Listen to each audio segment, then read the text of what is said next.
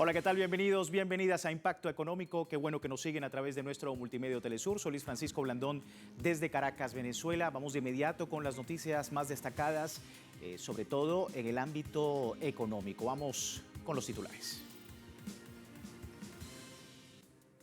Hablando de América Latina, Colombia retoma último debate sobre la reforma laboral. El contexto el día de hoy, durante la reunión plenaria de la ONU, Venezuela hizo un llamado a detener el bloqueo económico, financiero y comercial contra el sur global. Y en Noticias 360, China ha invertido más de 30.000 millones de dólares en Asia Central. Le comentamos.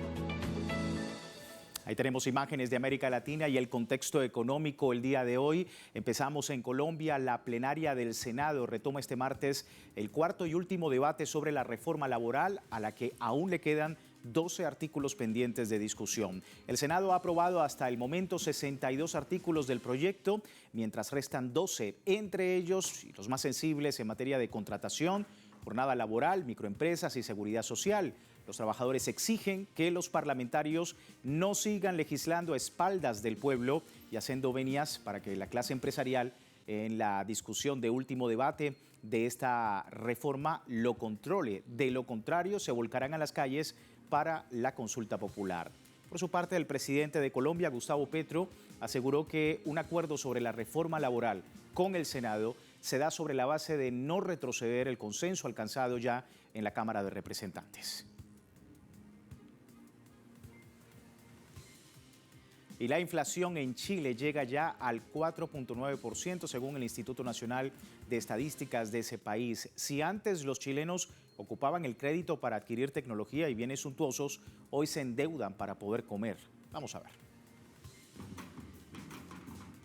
Chile, el llamado jaguar de Latinoamérica, ya no ruge tan fuerte.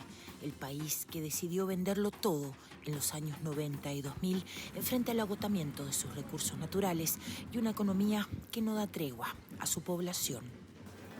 Yo soy extranjera, llegué en el 2012 aquí a Chile y en ese entonces alcanzaba muchas cosas a comprar. Con el sueldo mínimo alcanzaba muchas cosas, incluso pagar arriendo y todo eso, pero ahora no alcanza. Un sueldo mínimo no te alcanza porque un arriendo está a $3.50 y ahora con mi bebé no alcanza. Ni a ella, ni a la gran mayoría de quienes convergen en el centro de la capital chilena. Hemos dejado de comer pescado, hemos dejado de comer carne. Siempre se come lo más barato, lo más fácil, lo más rápido, que en este momento hasta el huevo está caro. Un huevo sale 700 pesos. Ahora arriendo una pieza, arrendaba una pieza de 300.000 y como no me alcanzaba, me cambié ahora una pieza de la mitad, de 150.000. Y ese es mi vida, o sea, estoy complicado, veo el panorama. Yo me alcanzo a comprar el gas, pagar celular, agua y luz, nada más. Y esto me da para comer de aquí.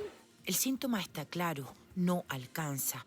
La inflación en Chile llega al 4,9%. Los economistas buscan explicaciones en el mercado y su mano invisible con la mayor liquidez que provocaron temporalmente los retiros previsionales del 2021.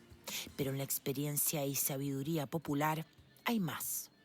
Por algo la gente ahora ya se endeuda para comer porque ya ni siquiera le alcanza con el sueldo que tiene.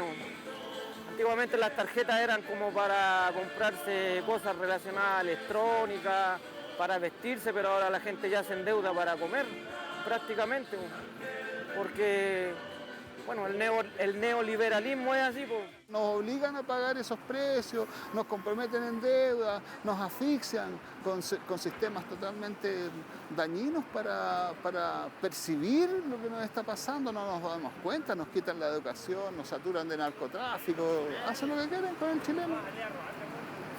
Y no es casual. El economista Gonzalo Durán explica que el auge neoliberal chileno está cristalizando hoy el verdadero modelo de explotación. Entonces tú tienes un modelo de crecimiento económico que lo haces a través de los salarios o a través de la deuda. Chile eligió el camino de la deuda y ese es el camino que también favorece la perpetuación de este modelo de explotación, porque de algún modo la deuda te genera un disciplinamiento en la sociedad. Una persona que está endeudada es una persona que trata de seguir siempre dando vueltas, ¿no es cierto?, sobre la rueda, que por ejemplo si va a tener temor a organizarse en sindicatos para contestar lo que está sucediendo, porque si se une al sindicato puede ser que lo despidan y si te despiden puede ser que no puedas pagar la deuda. Un callejón que parece sin salida. Solo el 19% de los trabajadores está sindicalizado y más del 30% de los que tienen títulos universitarios están subempleados. Carolina Sandoval y Paola Dragnik, Telesur, Chile. En otro tema, la Comunidad del Caribe, CARICOM, ha iniciado un proceso de consulta con destacados líderes políticos haitianos para abordar la creciente crisis en ese país y reanudar las negociaciones políticas. Enviados caribeños están evaluando la posibilidad de establecer diálogos formales, dado que el Consejo Presidencial de Transición ha sido criticado en Haití por su incapacidad para restablecer la seguridad y organizar elecciones. Líderes de grupos como 21 de diciembre, Colectivo 30 de enero y el Partido Comprometidos con el Desarrollo han confirmado las gestiones de CARICOM. Han destacado el malestar en la comunidad internacional por la ineficacia de la CPT y expresando también disposición a participar en iniciativas que busquen una solución a la crisis antes del 7 de febrero del año 2026. Vamos ahora a Bolivia. Los seguidores del expresidente Evo Morales instruyeron una pausa en los bloqueos de carreteras y han anunciado que retomarán las movilizaciones en centros urbanos. El gobierno estimó en más de $1.000 millones las pérdidas económicas por 14 días de bloqueos. Nos cuenta más detalles nuestro corresponsal en el país, Freddy Morales. La instrucción de suspensión temporal de bloqueo de carreteras la dieron los máximos dirigentes de las organizaciones sociales que respaldan al expresidente Evo Morales y que iniciaron las movilizaciones en protesta porque su líder no fue habilitado como candidato a la presidencia. Hemos dado una pausa humanitaria en todas nuestras movilizaciones en las carreteras, pero continúa, en este caso, marchas, cacerolazos a nivel nacional. Primero quiero explicar por qué razón se determina esta instructiva del Pacto de Unidad. Lo que ha pasado en Yayagua es grave, mis hermanos, hermanas, a nivel nacional. Lo que ha pasado en Yayagua es una masacre. Es una pausa humanitaria, podemos indicar. Esto no quiere decir que nosotros estamos con un cuarto intermedio. Estamos en estado de alerta. Desde el gobierno se informó que solo en el sector de transportes, vivienda y telecomunicaciones, las pérdidas bordearon los $10 millones. Vías Bolivia ha perdido más de 9.4 millones de bolivianos. La E-Vivienda más de 12.1 millones de bolivianos. La ATT más de 34.39 millones de bolivianos. La ABC por tema de conservación y rehabilitación más de 2.8 millones de bolivianos. Y haciendo una suma total más de 58.8 millones de bolivianos. En tanto que el balance gubernamental sobre pérdidas provocadas por 14 días de bloqueos de carreteras supera los $1.000 millones. Señalar que son más de $1.000 millones ya contabilizados a nivel nacional de lo que se ha perdido en estos 14 días. El bloqueo de carreteras se cobró 6 vidas según el informe oficial. 4 policías y 2 civiles, entre ellos un campesino y un estudiante. Los sectores afines al expresidente Evo Morales y el propio exmandatario han solicitado una investigación internacional para establecer el número definitivo de bajas fatales. El gobierno había instruido el desbloqueo de vías a la policía y a las Fuerzas Armadas, acción que se venía cumpliendo cuando se decidió la suspensión temporal. Freddy Morales, Telesur, Bolivia. Con esa situación en Bolivia vamos a una pausa y al regreso, en contexto, analizamos la reunión plenaria de la ONU. Allí Venezuela hizo un llamado para detener el bloqueo económico contra el sur global. Vamos a la pausa, ya regresamos.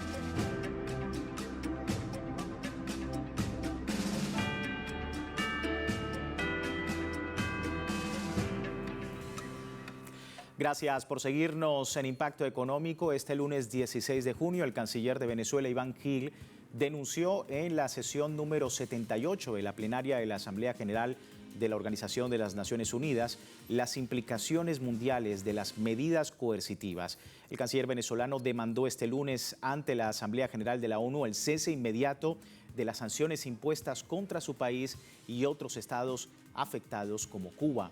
En su intervención, Gil exigió que naciones responsables de estas medidas coercitivas y legales brinden reparaciones por los daños económicos y sociales causados, así como garantías de no repetición. Reiteró el diplomático venezolano el llamado a la comunidad internacional a rechazar estas prácticas unilaterales que afectan el desarrollo de los pueblos. La exigencia se enmarca en la lucha global contra las sanciones arbitrarias, defendiendo el principio de autodeterminación de las naciones.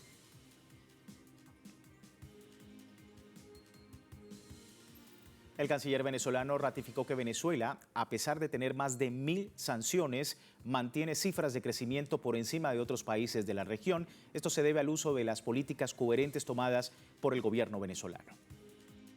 Hoy podemos incluso mostrar al mundo cifras de crecimiento muy por encima de las de otros países de la región y que no están sujetos a estas agresiones. Cifras avaladas incluso por organismos internacionales como la propia CEPAL.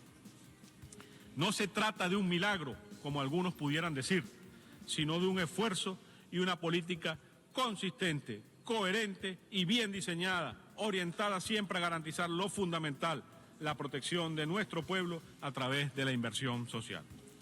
Señor presidente, que nuestro país y nuestro pueblo hayan logrado sortear los efectos perniciosos de esta criminal política no debe de forma alguna traducirse en la inacción por parte de esta Asamblea General y del sistema internacional como un todo.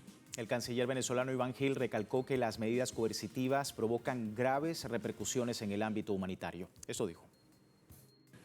Las medidas coercitivas unilaterales, debemos decirlo sin ambigüedades, provocan también graves y negativas repercusiones en el ámbito humanitario, amenazando la vida y el bienestar de los pueblos a los que van dirigidas, teniendo en cuenta que dichas medidas ilegales impiden o interrumpen, entre otras cosas, el acceso a los servicios de atención sanitaria, al acceso y a la adquisición de medicamentos, de suministros médicos, de equipos y servicios, así como el desarrollo, la compra y el suministro de vacunas.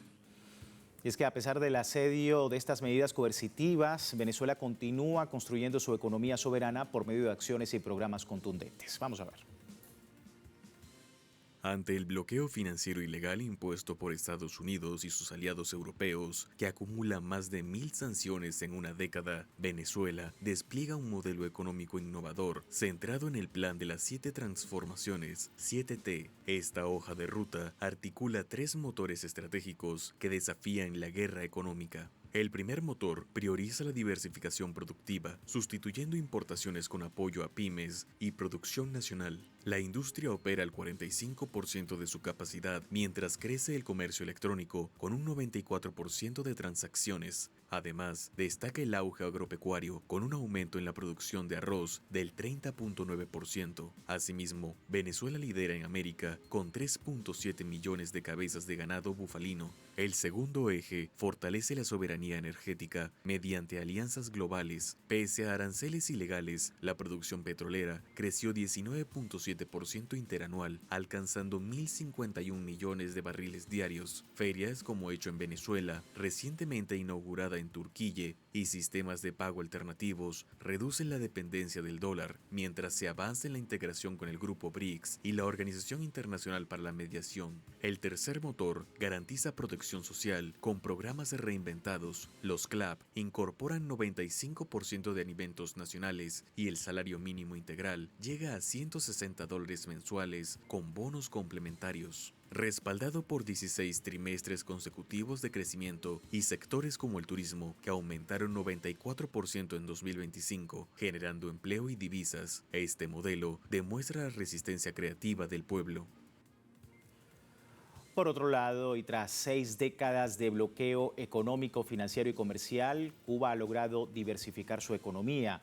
El presidente Miguel Díaz-Canel se pronunció además frente a las acciones del imperialismo y apoyó las palabras del canciller venezolano Iván Gil en contra de las acciones de los Estados Unidos y sus medidas coercitivas.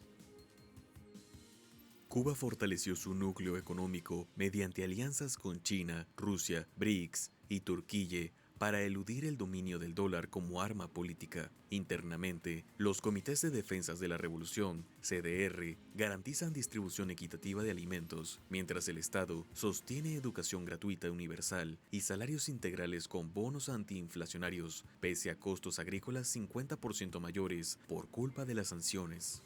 Cada institución docente, cada centro científico, hospitalario, de servicios, cada medio de comunicación, donde nuestros estudiantes, donde nuestros trabajadores, nuestros investigadores se vean afectados por las medidas, supone indudablemente un freno al avance de uno de los pilares de la gestión de gobierno que hemos impulsado. Y cuando tú explicabas cómo se llegó a la situación actual, yo pensaba en algo que realmente también irrita. Resulta que mientras el país impulsaba la expansión de los accesos a Internet por móviles, que comenzó en el 2018 aproximadamente, abaratando los costos para los usuarios. Recuérdense que en una etapa se nos pedía mucho que bajáramos las tarifas, que bajáramos los costos, y eso se logró. El enemigo del pueblo cubano se empeñaba entonces en reforzar las medidas coercitivas y favorecía los fraudes en el afán por asfixiar al gobierno cubano. Asfixiando al gobierno cubano está asfixiando al pueblo cubano. Y no olvidemos los lemas de odio que se han propagado en esos mensajes de intoxicación mediática: cero remesa, cero viaje, cero recarga. O sea que indudablemente este era un sistema que estaba en el centro de esa intoxicación mediática. Hoy, con 80% de la población nacida bajo sanciones, Cuba demuestra que la dignidad se defiende con solidaridad internacional y socialismo creativo. Así las cosas en Cuba. Vamos con eso a una breve pausa, segunda pausa, y al regreso en Economía 360 hablaremos de China, que ha invertido más de 30.000 millones de dólares en Asia Central. Ya regresamos.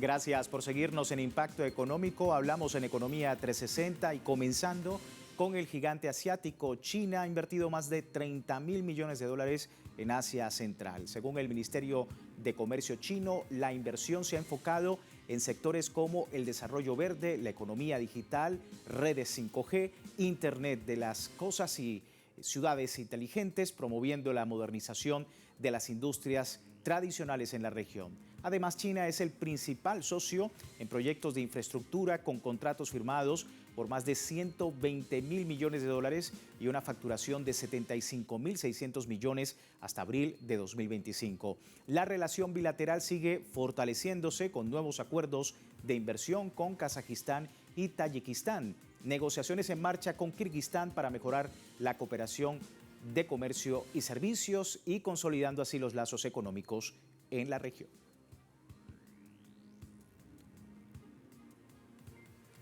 Vamos ahora a Turkmenistán, ya que un comerciante del país ha aprovechado la mejora en la conectividad terrestre para importar y vender autos chinos mediante transmisiones en vivo, impulsando su negocio en un país sin salida al mar. Veamos.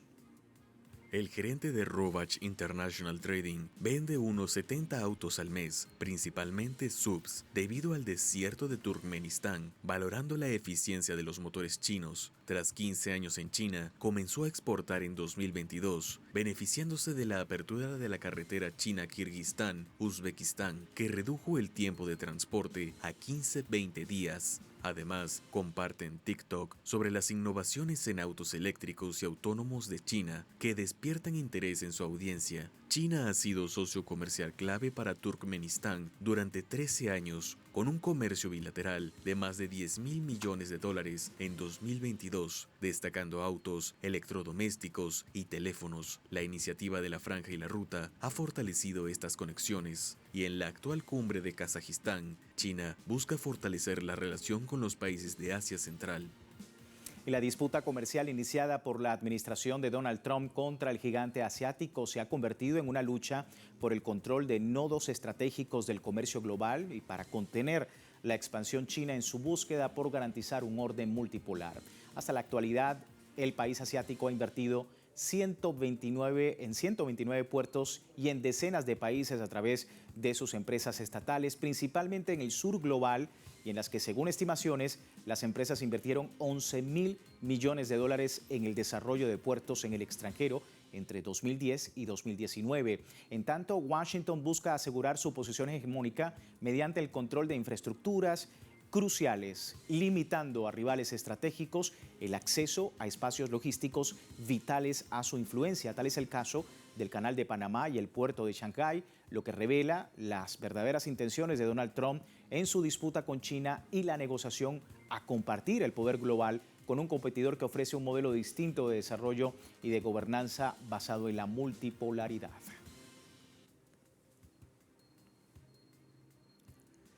Vamos a Reino Unido, que anunció la imposición de nuevas sanciones contra Rusia derivado del conflicto con Ucrania. La imposición británica incluye sanciones contra funcionarios, entidades gubernamentales y empresas navieras rusas. Desde el inicio del conflicto de Rusia y Ucrania, Europa aplicó más de 21.600 sanciones a los sectores económicos y personalidades políticas de Rusia. Al respecto, Moscú enfatizó que estas políticas sancionatorias corresponden a una estrategia de Occidente para desestabilizar la economía del país y golpear el desarrollo económico mundial.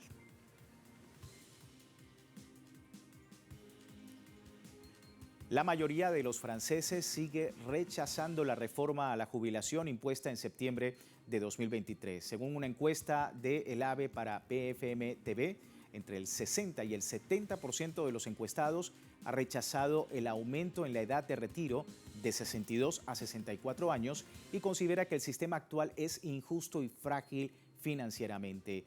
6 de cada 10 trabajadores activos no confían en el resultado de la reforma que fue impulsada por el presidente Emmanuel Macron.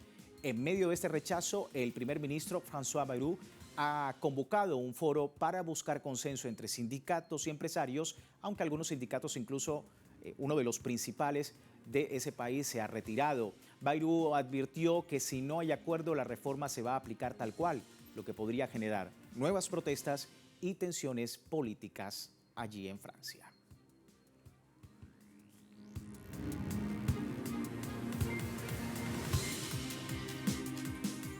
Revisamos los indicadores petroleros al cierre de la presente jornada y comenzamos con el barril de petróleo intermedio de Texas, que ha marcado $73.94 de dólar, una subida de $2.17. El barril del Brent de referencia en Europa se ubica en $75.53, un alza también igual $2, pero con 30 centavos. Y el crudo promediado por la OPEP marca un poco más abajo, $73.15, una caída de 19 centavos de dólar. Sin embargo, continúa la volatilidad en todo el mercado energético y sobre todo en el petrolero por todo lo que está ocurriendo en Oriente Medio.